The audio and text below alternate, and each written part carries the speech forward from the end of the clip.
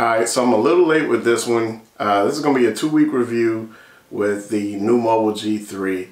Overall, it's been a pretty good experience, but stay tuned. I've got the full review right after the intro. So, you're now rocking with Wakama. Let's go.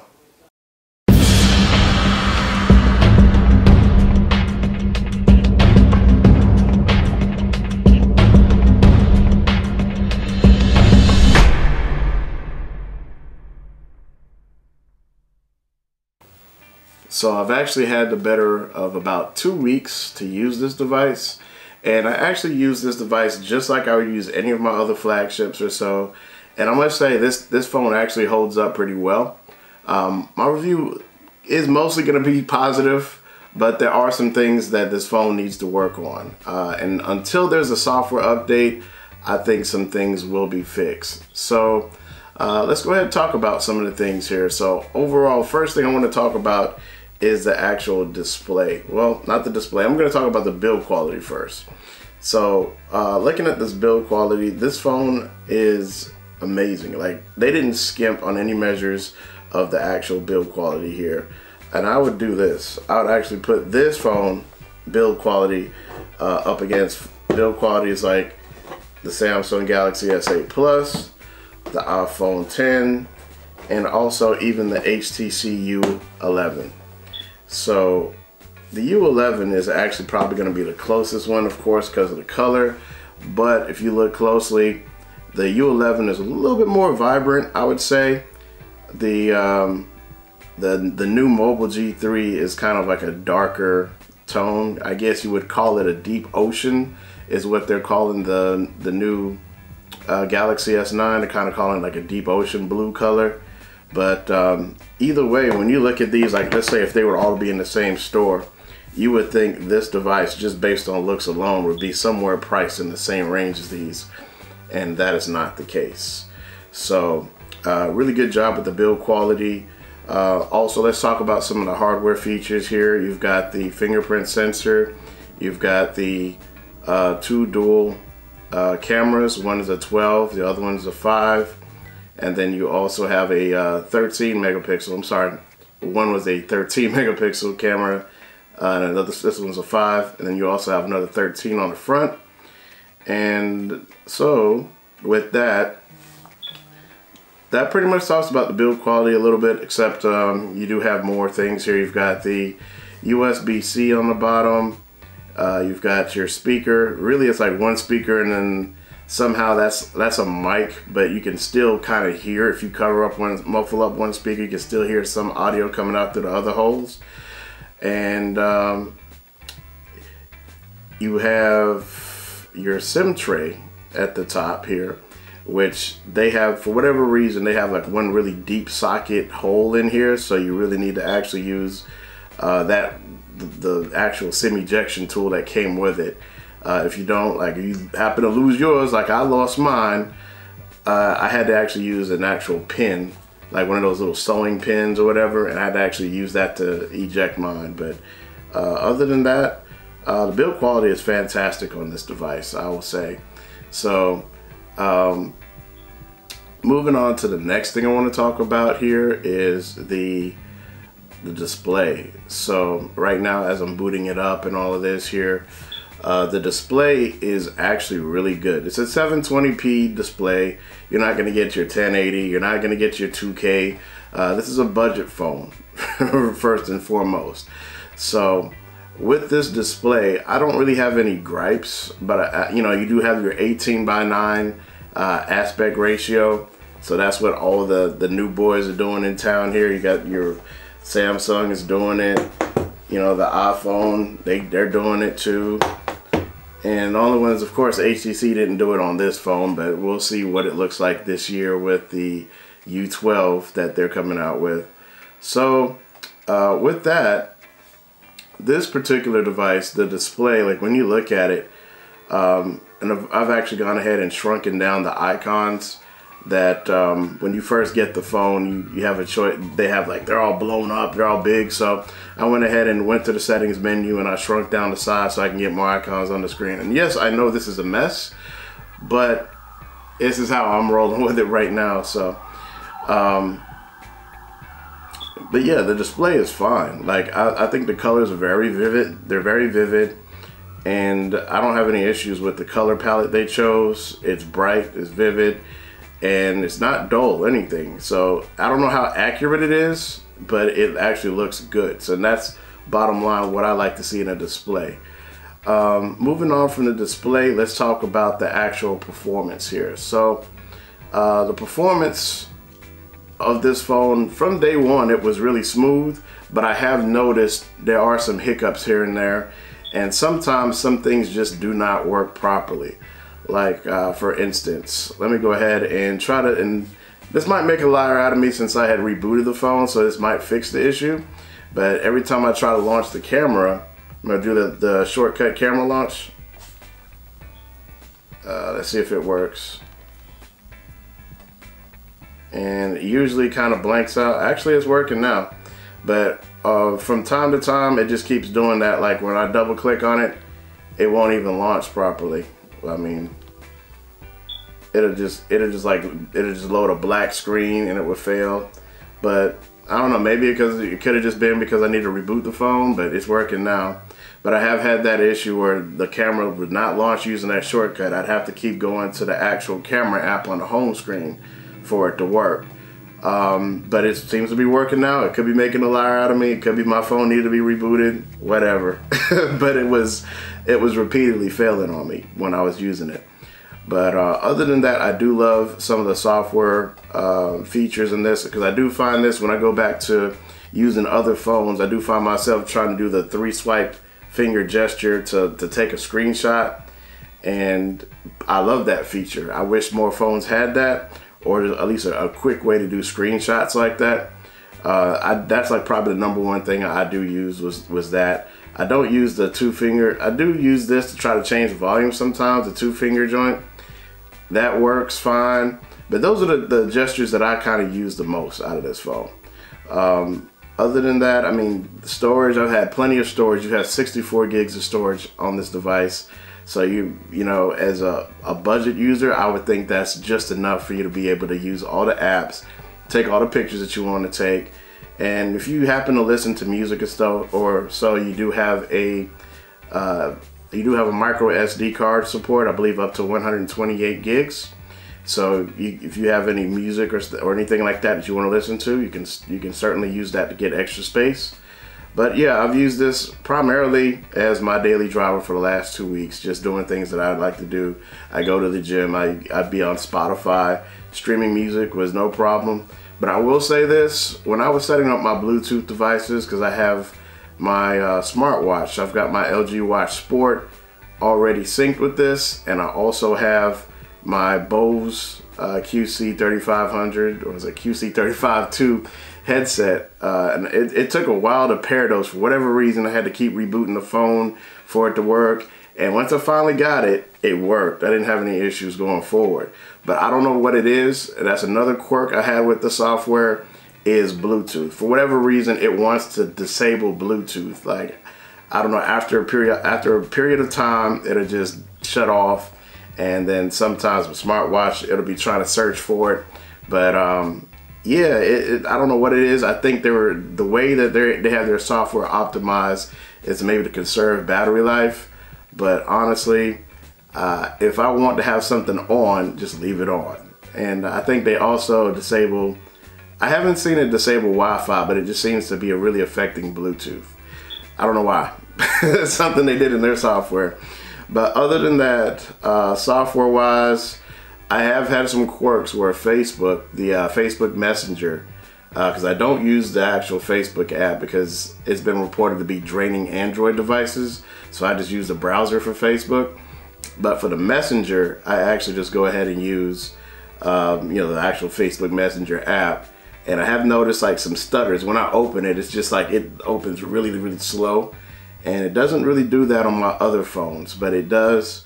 I don't know why. But other than that, most of the apps so far have been working just as anything else. I haven't really noticed any other hiccups there. I can even do some gaming, even though it does get really, really hot, like right up in this area. I want to say maybe this area of the phone.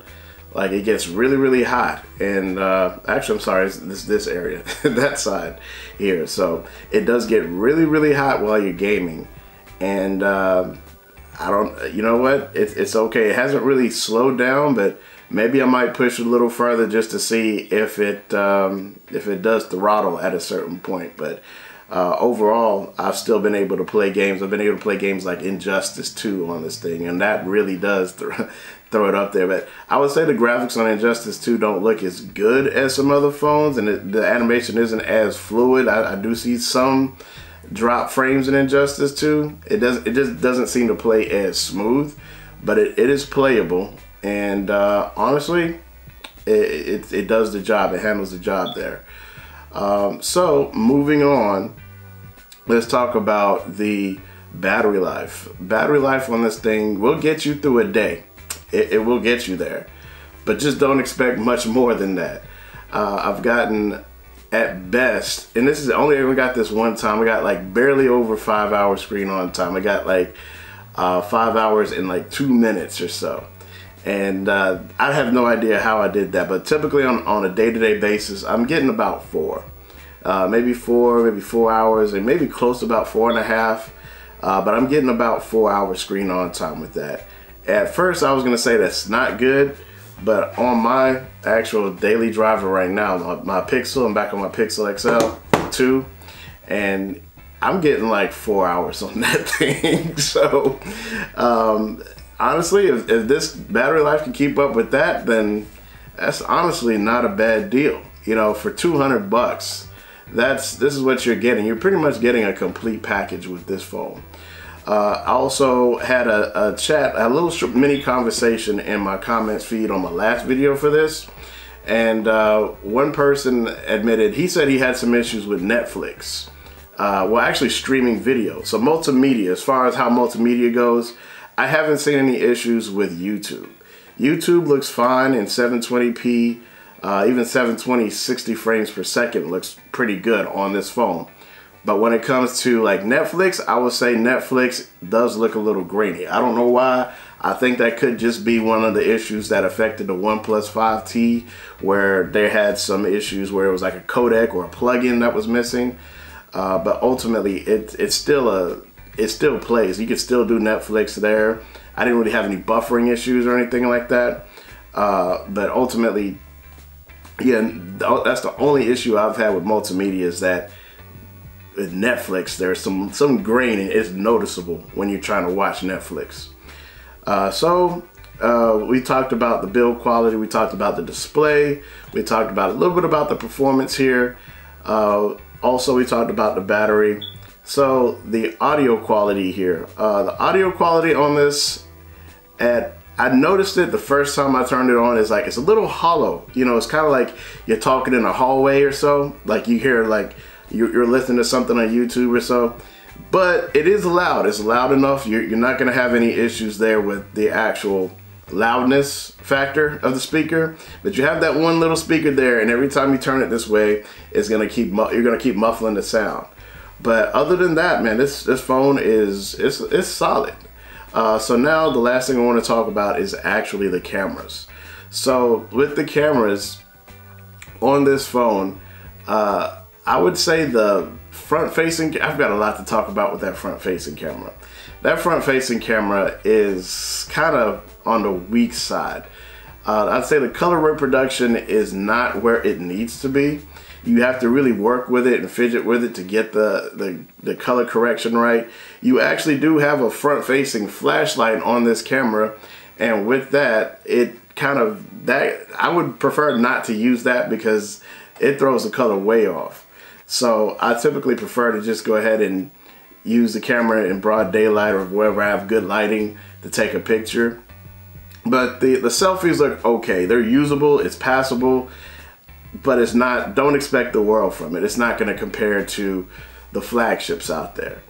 The rear-facing cameras, I haven't really taken actual stills as far as in low light, but I've taken some videos, and as far as videos go, I was at a local arcade, and I took a video and it just kept blurring out like really, really bad. Like, I guess it could be because I was trying to catch a scene where two guys were at one, they're trying to play Tekken tag, and I had like a crowd of people, and I was trying to catch the scene, and it might have just been there were too many people there, but the camera kept trying to focus, and it was struggling to focus really bad.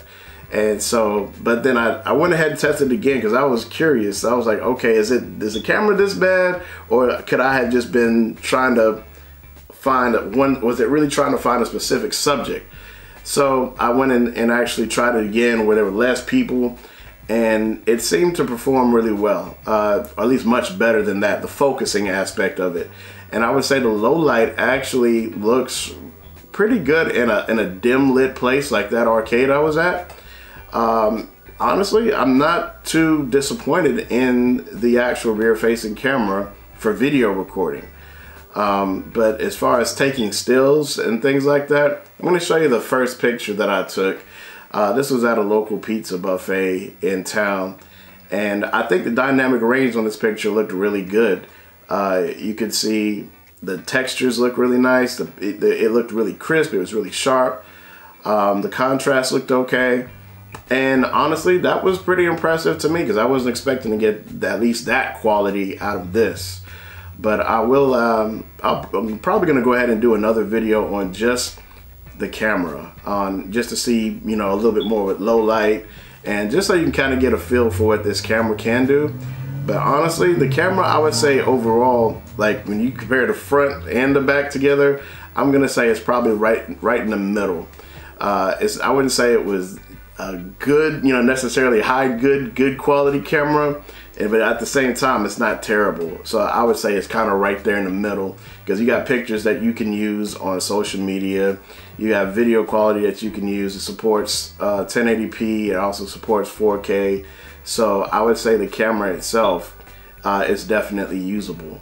So with that, this phone overall, I think it's a winner.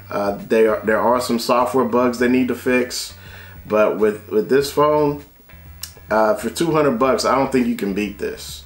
So I'm actually going to be searching for other phones and see if I can find a budget phone that would actually top this. But overall, I'm satisfied with my purchase. So Nuu Mobile, I think you have a winner here. I think this is the only phone that you have right now that has the on-screen keys. All the rest of them have the capacitive buttons. But this phone, I think you struck gold. I think you're onto something. And if they drop another phone, like a sequel to this next year, I can imagine how much better it'll be. But, oh, and one last thing.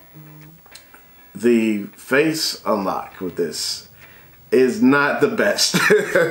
That face unlock, I'm going to show this to you real quick. It works, but it's pretty slow, and a lot of times it doesn't work at all. Let me do it again. Boom. Okay, so I mean it works, but it's and this is a properly lit situation. So in other areas, I have a time with this thing. I have to use my PIN number all the time, but in a properly lit situation, it's gonna work fine. So with that, I'm pretty much done with this review. Stay tuned to more footage with this phone. I'll be doing, you know, a little camera breakdown or so with this to put up some more samples and some more stills, maybe some more videos. Yeah, and stay tuned for more other tech stuff. And I'm out. Peace.